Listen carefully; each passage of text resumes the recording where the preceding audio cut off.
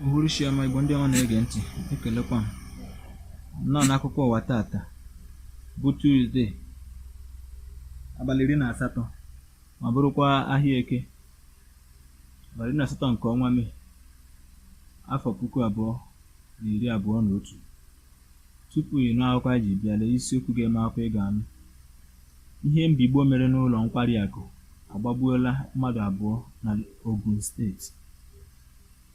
Onye na-ewetara gị akụkọ bụ m onwe m, Izunna Okafọ. Gọzie ntị n'ala ka ịnụ akụkọ a n'uju. Oke ihe ọdachi dapụtara ụbọchị Tuzdee dịka mmadụ 2 nwụrụ ọnwụ mberede n'ihi ihe mbigbo bigboro n'otu ụlọ nkwari akụ dị n'Abịaokuta bụ isi obodo steeti Ogun.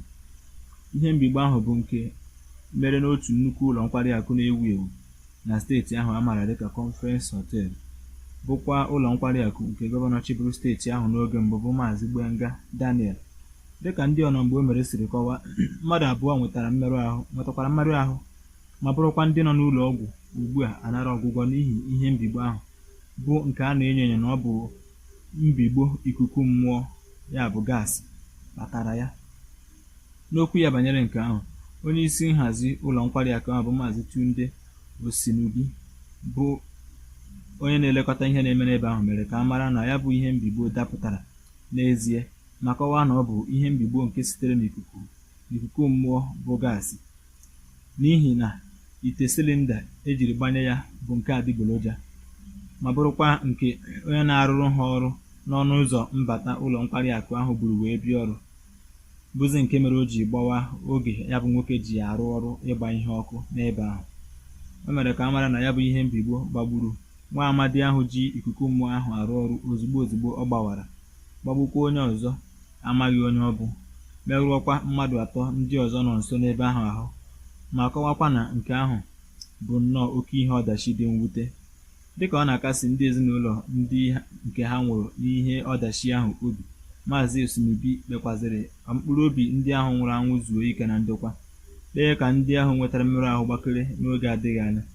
Ọ kpọkukwazịrị ma dụọ ọha na eze ọdụ ka ha gharazie igo ihe adịgboroja, ọkachasị ihe ndị nwere ike itinye mmadụ n'ụdị ihe ize ndụ dị iche iche, maka na ọ naghị adịkwanụ mma mmadụ ịkpachapụ anya were aka ya goro ọnwụ ya ma ọ bụ gote ọnwụ mmadụ ibe ya.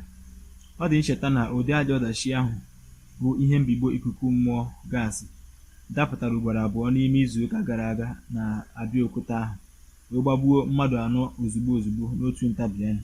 Nke a meziri o ji dị mkpa ka gọọmenti na ngalaba ọrụ ihe gbasara nke ahụ dị n'aka,